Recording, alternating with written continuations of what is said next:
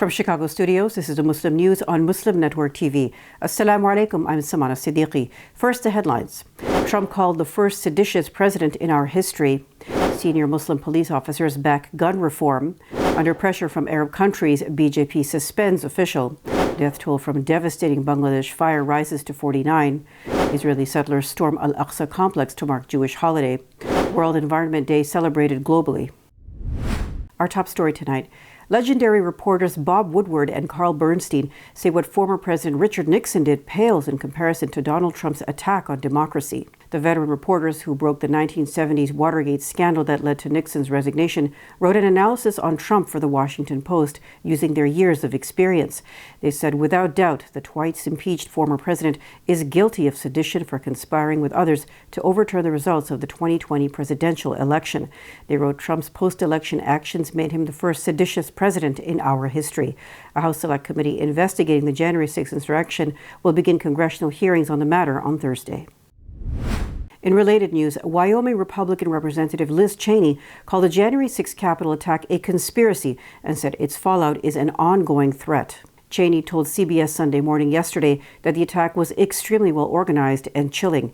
She criticized the willingness of many Republican Party members to turn a blind eye to former President Donald Trump's efforts to overturn the 2020 election. Their currying favor with Trump has created a personality cult shielding him from facing consequences, she said. Cheney called out House Minority Leader Kevin McCarthy, alleging he has chosen to embrace more hateful sects of his party and turned his back on the Constitution. As Uvalde, Texas continues to grieve the loss of 19 children and 2 teachers after another mass school shooting on May 24th, Muslim police officers are calling for gun reform. In Uvalde, the 18-year-old shooter used a legally purchased assault rifle to kill his victims.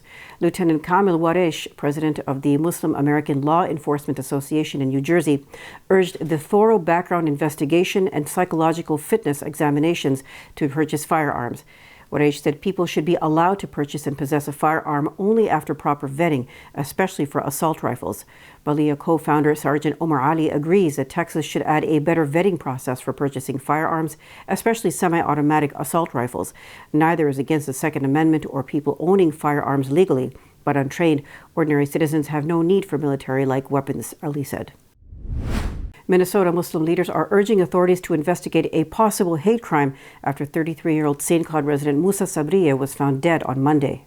Sabriye's body was found in a charred car in the neighboring city of Waite Park. Sabriye's brother Abdullahi Ali said the family needs steadfastness and quick justice. Police and firefighters responded to a car fire early Monday morning, Waite Park Police Chief David Bentrett said. Authorities were unable to immediately identify the victim or the make of the vehicle due to severe fire damage. Officials confirmed the remains as Sabriye after obtaining a DNA sample. The Minnesota Bureau of Criminal Apprehension, the State Fire Marshal, and the Midwest Medical Examiner's Office are assisting the investigation. Worshippers at a Detroit mosque are concerned after several shots were fired into the house of worship last week. Detroit Police Commander Michael Chambers said the shooting was accidental. Surveillance video shows cars speeding by as bullets hit the building. Shots were fired down the street and the mosque was hit unintentionally, Chambers said. He added that no one was harmed at the mosque or anywhere in the vicinity. At a nearby after-hours hangout, 3 individuals were struck with non-life-threatening injuries, Chambers said. Mosque members are working to fix the damage as the police department looks for new leads on the shooters. The Michigan chapter of the Council on American Islamic Relations is offering a $1,000 reward for information to further the investigation. In international news, 59 Rohingya refugees were found on a Thai island abandoned by traffickers en route to Malaysia, a senior police official said Sunday. The group, including 5 children, were found on Koh Dong Island in southern Satun province, Lieutenant General Surashit Hakpan said. Each year, thousands of the mostly Muslim minority Rohingya people persecuted in Buddhist-majority Burma embark on expensive journeys to reach Malaysia by sea. Thai police said they have been charged with illegal entry and could face deportation to Burma after a court hearing. Surashit said police will investigate whether the Rohingya are victims of human trafficking or if they entered illegally. At least 49 people have died and more than 300 injured as a devastating fire in Bangladesh's southern port city of Chattogram burned for nearly 24 hours, officials said. Some of the injured are in critical condition, Shamim Ahsan, director of Chattogram Medical College Hospital, told Andalu agency. Several patients were moved to intensive care, while others were transported to the capital Dhaka by military helicopter, he said. Among those killed were 9 firefighters who took part in rescue operations. Dozens of firefighters and police officers were also reportedly injured. News about World Environment Day after the break, so stay tuned, and we'll be right back after these messages.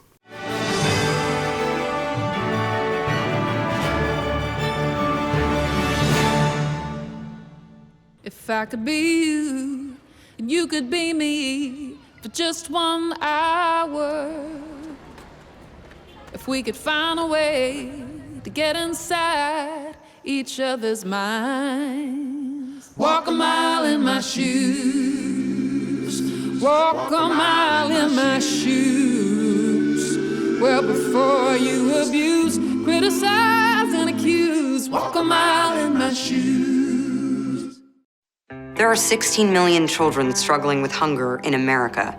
That's 1 in 5 daughters, sons, neighbors, and classmates who don't know where their next meal is coming from. Yet billions of pounds of good food go to waste every year.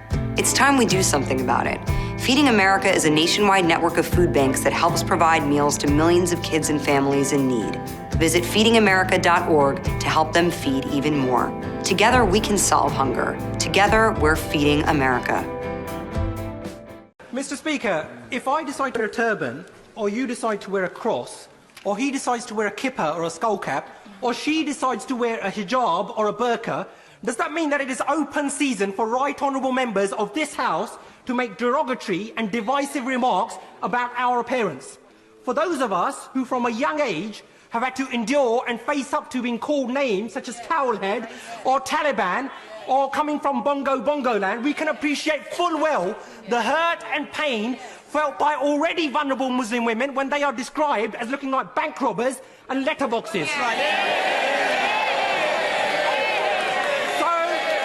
So rather than hide behind sham and whitewash investigations, when will the Prime Minister finally apologise for his derogatory and racist remarks?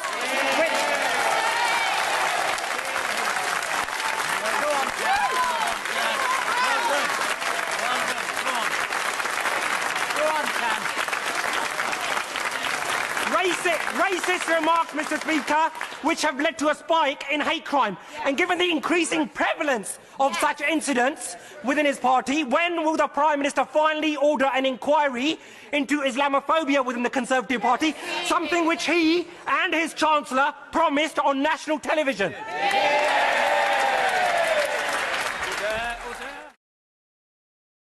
Despite the development of a COVID-19 vaccine, millions around the world will not have access. We need a vaccine that's free and available to everyone, everywhere. It's time for a people's vaccine. Assalamu alaikum! Open up your eyes. Assalamu alaikum everyone, it's your brother Zain Bika from South Africa. One of the first educational programs ever produced for Muslim children was the ever-popular Adam's World series. The colorful and comical Muslim puppets stole the heart of a generation. Sound Vision will be releasing brand new episodes of Adam's World with the launch of a Adam's World app. Subscribers will enjoy new Adam's World episodes as they are released, as well as all the classic episodes of Adam's World. So visit adamsworldapp.com now to learn more, subscribe and enjoy new adventures of Adam and his friends. And let's keep helping tomorrow's Muslims today. Assalamu alaikum. It's Adam's World. Believe me, there's a lot to see. Bismillah. Let's explore.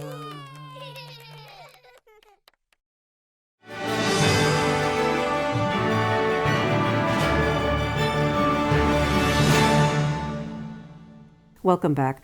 On Sunday, millions of people worldwide celebrated World Environment Day. Organized by the UN Environment Programme, the day is observed on June 5th in more than 150 countries to raise global awareness and action for protecting the environment. Held annually since 1973, it has also become a vital platform for promoting progress on sustainable development goals, according to the UN. This year's theme is Only One Earth, with a focus on living sustainably in harmony with nature. Many environmental NGOs and people globally are conducting various campaigns, including planting trees and waste collection. Tens of millions of people are joining global conversations on social media to demand urgent action to conserve and restore the environment, the UN program said. Sandstorms, heat waves, droughts, and floods. Sounds a bit dramatic, but the facts are really brutal. Here's a report on climate change around the world by Saleha Farouk. Climate change is real, and it is happening right now. These are not scenes from a Hollywood film like Blade Runner. This is Baghdad, the capital of Iraq. It looks surreal, like a Martian planet, but it is actually dust. Yes, thick clouds of orange dust are covering the whole city. It is the 8th sandstorm that has hit the city within the last month. Here is the $1.5 billion tallest building in the world, the Burj Khalifa in Dubai. It was designed to be seen, but many days this year, it cannot be seen even from nearby. It is covered up by sandstorms.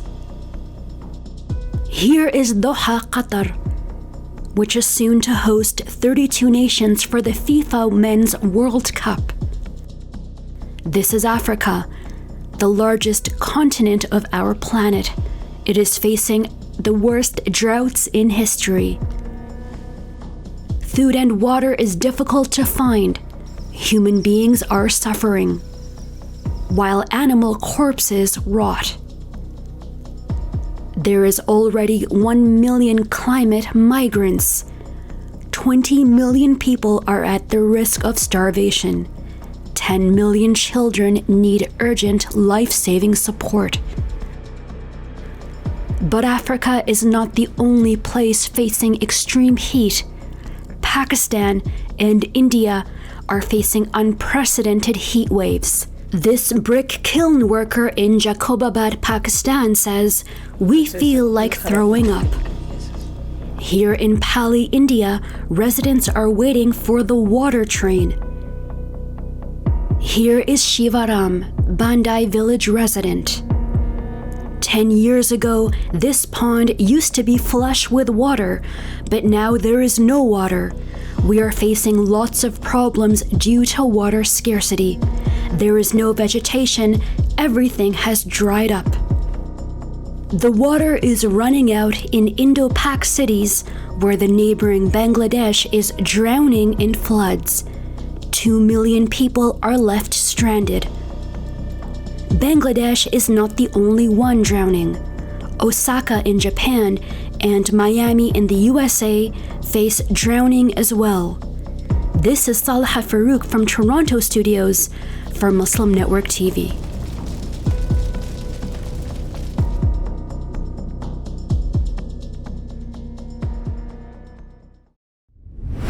On Sunday, India's ruling Bharatiya Janata Party suspended its spokeswoman Nupur Sharma in response to insulting remarks she made against Prophet Muhammad.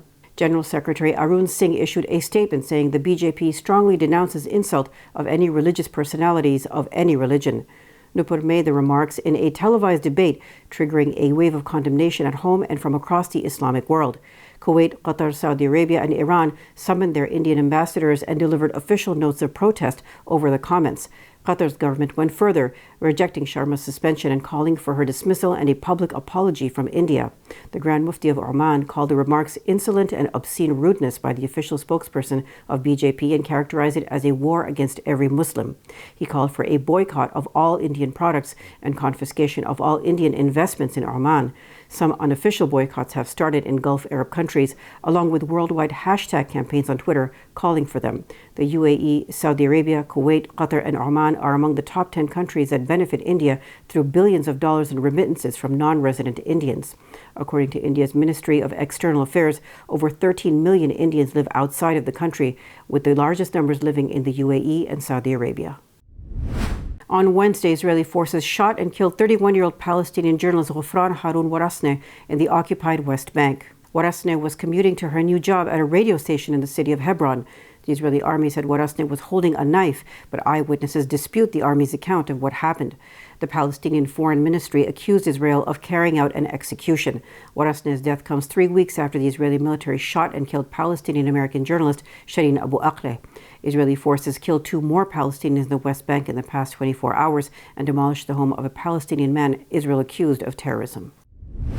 On Sunday, hundreds of Israeli settlers breached Al-Aqsa Mosque compound in occupied East Jerusalem to mark the Jewish holiday of Shavuot. The Jordan-run Islamic Waqf Department, which oversees holy sites in Jerusalem, said more than 450 settlers entered the site through the compound's Al-Mugharaba gate.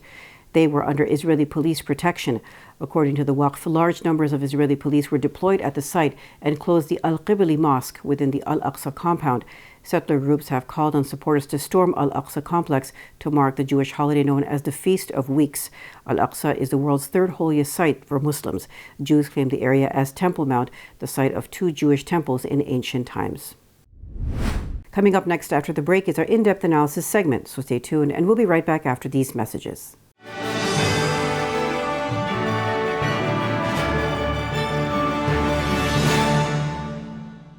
If I could be you, and you could be me for just 1 hour. Walk a mile in my shoes. Walk a mile in my shoes. Assalamu alaikum. This is Imam Malik Mujahid in Chicago. Just like you, I was moved by that Allahu Akbar lady.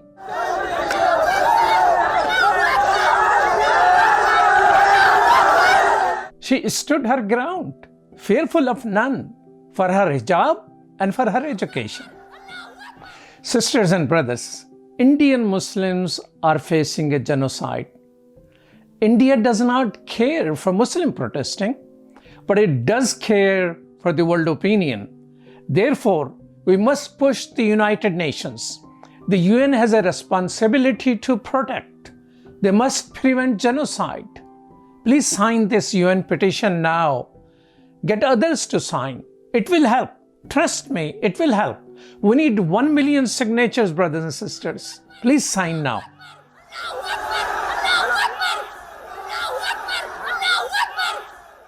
Despite the development of a COVID-19 vaccine, millions around the world will not have access. We need a vaccine that's free and available to everyone, everywhere.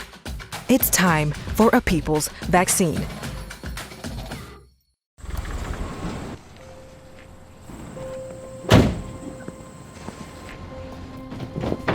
Dad, they took over my bedroom. Come on, come on.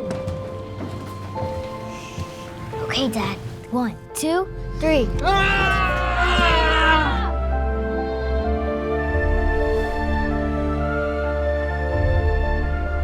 Dad!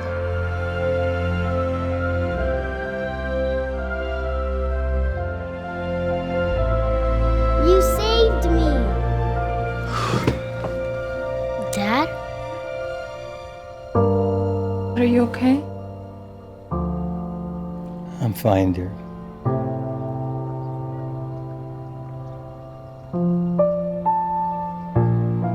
Your hero needs you now, and AARP is here to help. Find the care guides you need at aarp.org/caregiving. We are Justice for All. Headquartered in the heart of downtown Chicago, Justice for All is a global humanitarian initiative dedicated to raising awareness for human rights concerns impacting vulnerable minority groups. Our diverse team of staff and volunteers, led by Imam Malik Mujahid, work tirelessly to help Justice for All achieve their goals.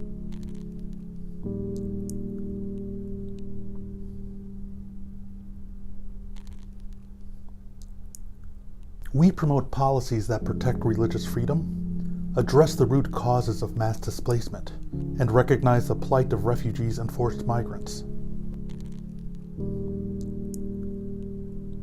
Together, we can continue to stand up for justice. Justice for all.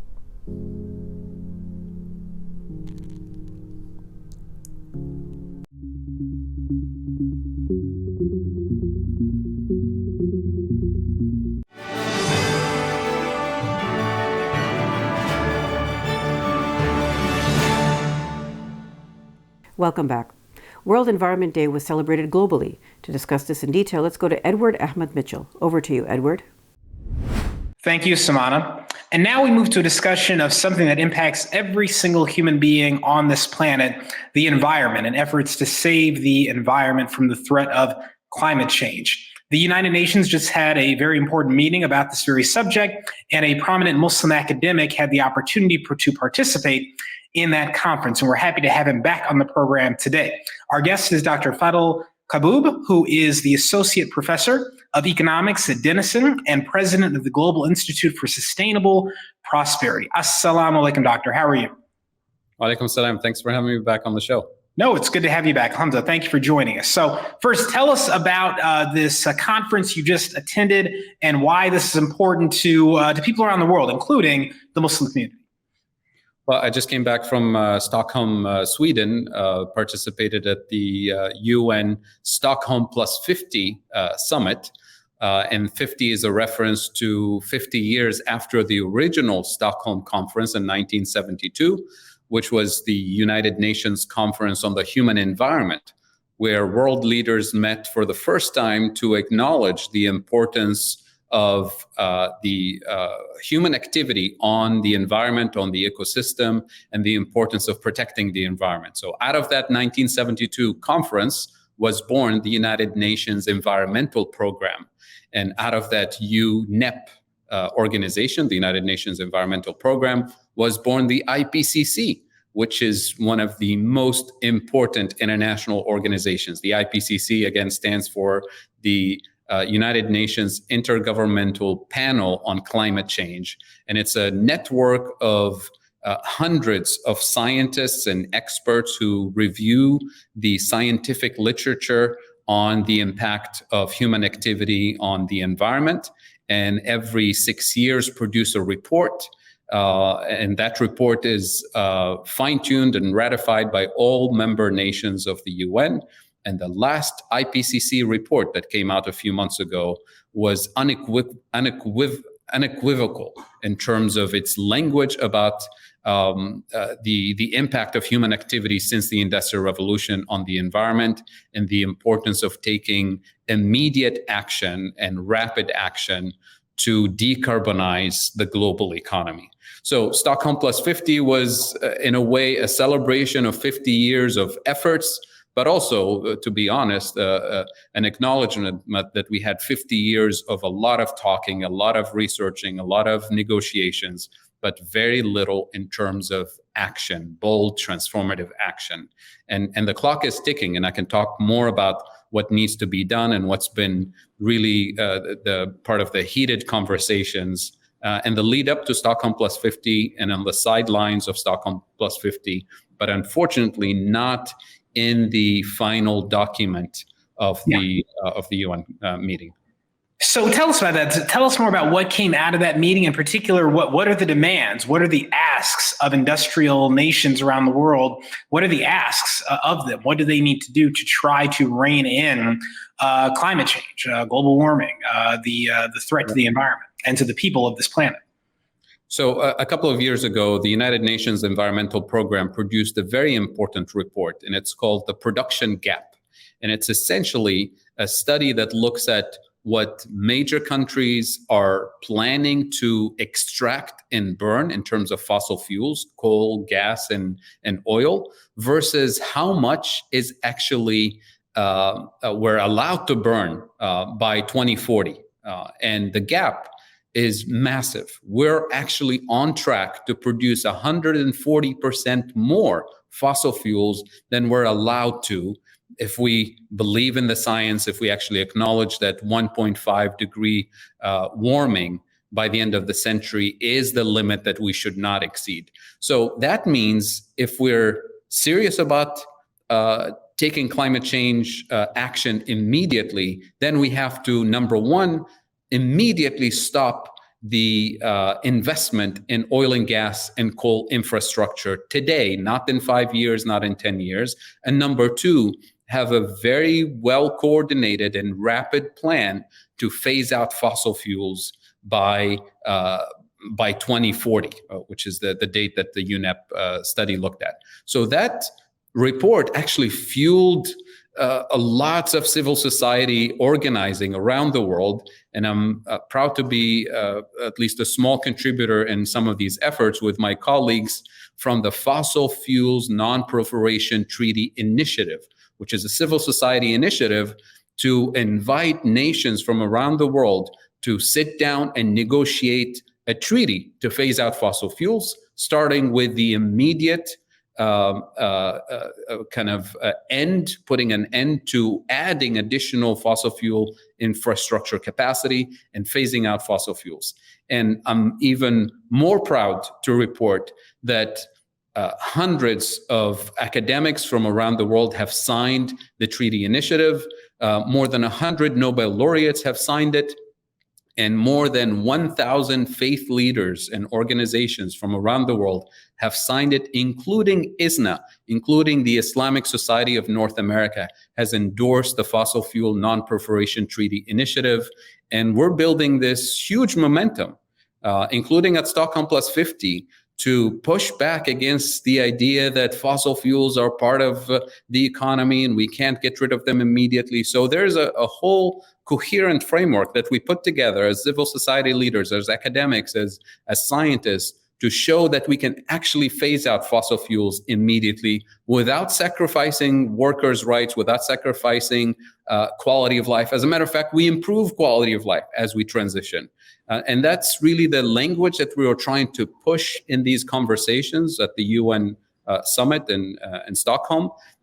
That's the language that youth leaders and civil society leaders and faith leaders were trying to make sure it becomes part of the final document from Stockholm 50.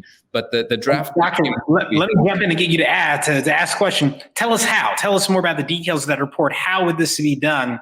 This proposal to phase out fossil fuels by 2040. How would it be done? So first thing is we have to stop the construction of additional fossil fuel extraction, because it's one of the two things. If we're adding, and today, if you look at the last 10 years worth of fossil fuel investments, infrastructure investments, the top 10 companies are adding annually anywhere between $600 and $900 billion of new infrastructure, fossil fuel infrastructure, every year. So they're doing one of two things. They're either signing a collective suicide pact on behalf of humanity, because we know what that will do to the planet. Or number two, they're duping investors into buying financial assets based on expected returns on those fossil fuels, and they're selling them stranded assets. They're selling them essentially financial fraud, because if we are actually serious about decarbonizing, then those fossil fuel assets that they're building today will become stranded, will become useless, and will not generate the profits that they expect. So we have to treat this for what it is, either a collective suicide pact or financial fraud. Either way, it's criminal and it should be treated as such. So that's number one. Number two, phasing out fossil fuels means we can't afford, for example, in Europe right now with the crisis, the energy crisis, Europe is, instead of building additional renewable energy infrastructure, they're prioritizing building more oil and gas infrastructure to import natural gas and oil from other countries to replace Russian oil, for example. So we have to be very serious about what Europe is doing right now and what the United States is contributing to, which is building this additional oil and gas infrastructure in Europe. So we're talking about prioritizing, number one, remove the subsidies to oil and gas industry, and invest in renewable energy and energy efficiency infrastructure, both in the global south and in the global north. And this is where developing countries have a key role to play here in pushing for this transition, which is to say that the global south has not contributed to climate change. When we look at CO2 emissions since the Industrial Revolution, it's the global north that's been responsible for it. So we're talking about reparations for climate debt, as in transfer of financial resources to the global south to transition, to leapfrog into a clean energy era, as opposed to go through the same fossil fuel era that the global north went through. And number two, reparations in the sense of transfer of technology and real resources, including patents, so that the global south can transition without having to sacrifice economic growth or quality of life, especially for countries that rely heavily on exports of fossil fuels, like countries like Nigeria, for example. We need a just transition plan for workers and economies in the global south, because we're all in this together. It's not like we're going to save the global north and sacrifice the global south, or vice versa. We're all suffering from the same consequences in the long term. Now, Professor, I think you answered my next question, which was, what about the complaint we hear from developing nations who say, as you just said, look, we haven't contributed in any significant way to climate change and global warming. We need to advance our economy. We need to get the advantages that Western nations got by using fossil fuels to build up an industrial economy. And now we're going to be deprived of that. It sounds like the solution you're laying out is financial support, essentially, from wealthier nations that have already gone through an industrial revolution powered by fossil fuels would be financially supporting developing nations. What do you say to developing nation that says, I don't trust that Western nations will do that, and I don't want to be dependent on handouts from Western nations that might have changes in leadership? How do we reassure developing nations that this is really a feasible proposal for them?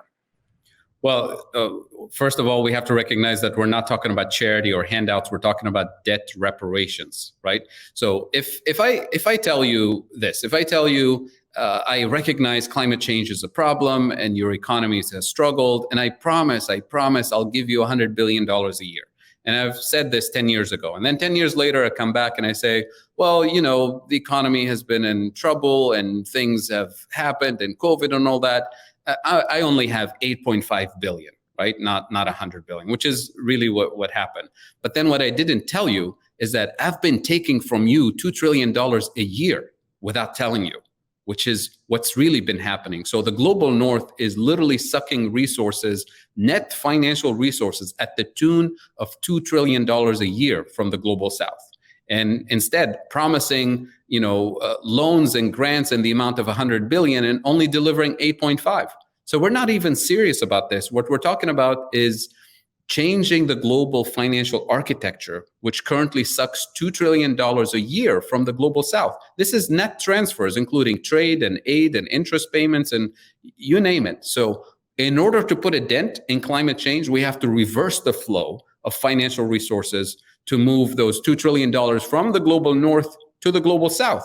And that's why we talk about reparations for climate debt, as in repairing the broken international trade and finance architecture, which actually contributes to damaging the climate and prevents developing countries from moving. So we're not talking about aid and charity and trade. We're talking about actual reparations to the ecological system, to the international trade and financial system, because we're really talking about a neo-colonial extractive system that sucks those $2 trillion a year from the poorest countries on the planet. Fascinating.